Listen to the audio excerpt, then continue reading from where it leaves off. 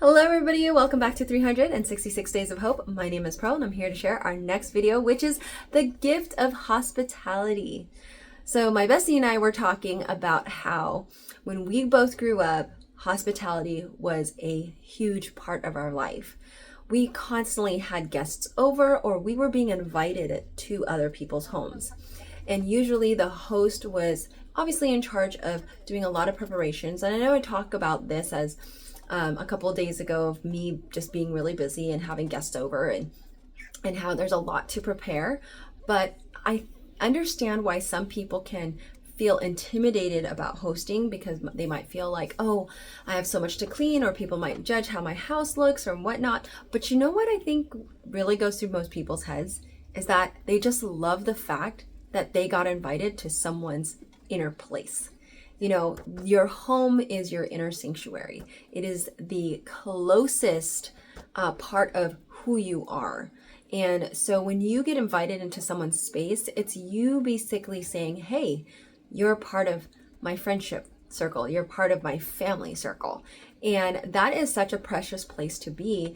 And so I actually randomly asked one of my friends if they wanted to come over for breakfast. It was kind of a, off the cuff sort of a thing where I decided, hey, why don't you just invite this person? And so I did, and they decided to come over. So I just prepared us a breakfast burrito here. And as I was, preparing this meal, I was thinking prior to that, like, okay, well, what can I prepare? What do I want to offer? What are some things I can make? And sometimes that can also be daunting as a host, but the thing is, keeping it simple is the most important thing. And you can just throw something really simple together, and sometimes it's not even about the food, but it's about the fellowship. It's about the hanging out and just talking and, being present. And I will admit, sometimes as a host, I can become a Martha, where like in the story of the Bible, where I just become so focused on, getting the food ready, making sure we have everything, that I forget to be present. And that's something I am working really hard on lately, because I feel like I'm just constantly busy and my brain is constantly on go mode. But I have to say, just taking this time to slow down and cook for somebody, and even though I cook for someone all the time, which is my husband, it's different when it's a guest. It is different when it is for someone that isn't normally present in your home.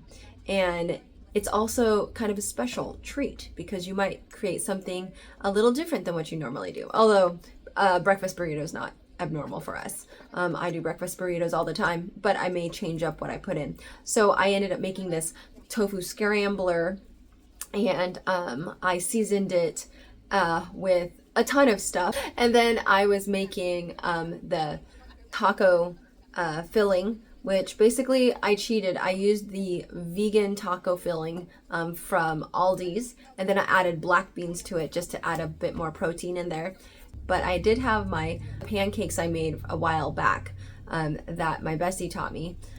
They weren't actually pancakes, they were the waffle, the spinach waffle that she made. I took that recipe and tried to make it into pancake. Realized it's not really quite a pancake mixture, but that's okay. It still turned out delicious. And as I was making this meal for us, I realized I needed to learn to be present and be like Mary. And I think that's kind of how I see it with hospitality. Being hospitable isn't about doing all the 100 million things that have to go on to, make a meal. I think the people who come into your home are more focused on being with you and spending quality time with you. And I really have enjoyed, doing that for people.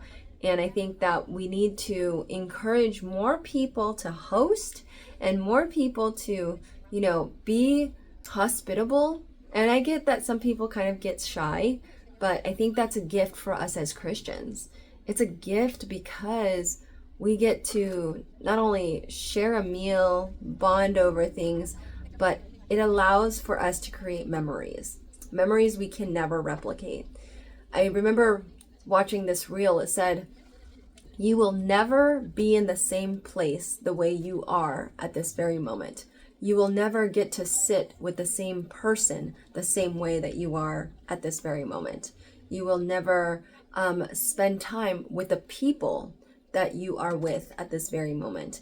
And I think that if we can see life as being precious and seeing it as what it is, fleeting, that it's not something that is gonna stay forever, then we have to make a concerted effort to enjoy it and to take opportunities to be present and to take opportunities that we normally don't think we would have taken, so that we can have those experiences and those memories that will fulfill our lives. And for me, cooking and feeding people and seeing people happy, to me, that's a joy.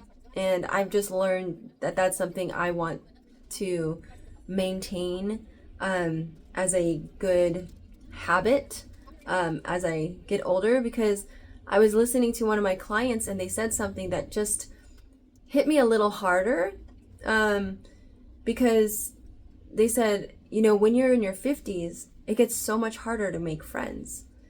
And they were talking about, because they have another, they're planning or thinking about moving to another state. And they were telling me how they wanted to move into a community where there was so many activities going on so they could be involved in their community.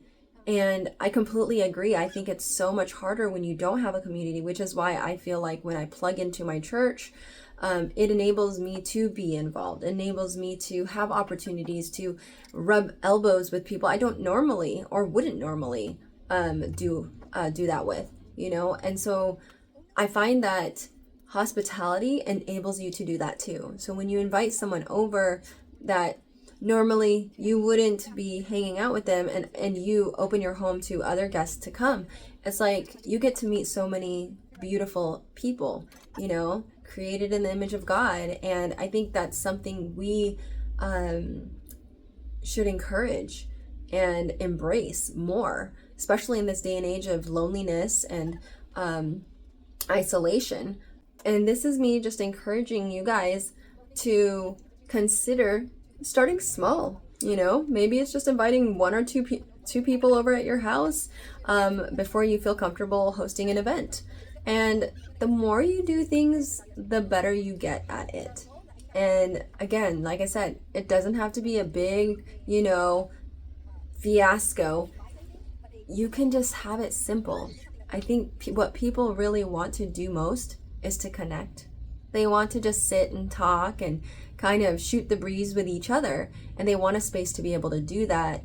And a home is the best place to do that because it's cozy, it's intimate, it's got this family feel that you definitely don't get at a restaurant or at a Starbucks, you know? So I think that this is something I want to encourage. And remember, no one is going to be judging your house. Everybody is more focused on how you treat them and how you make them feel. So may you be the best hostess by leaving a positive memory and a positive feeling, reminding them that they are valued and cared for.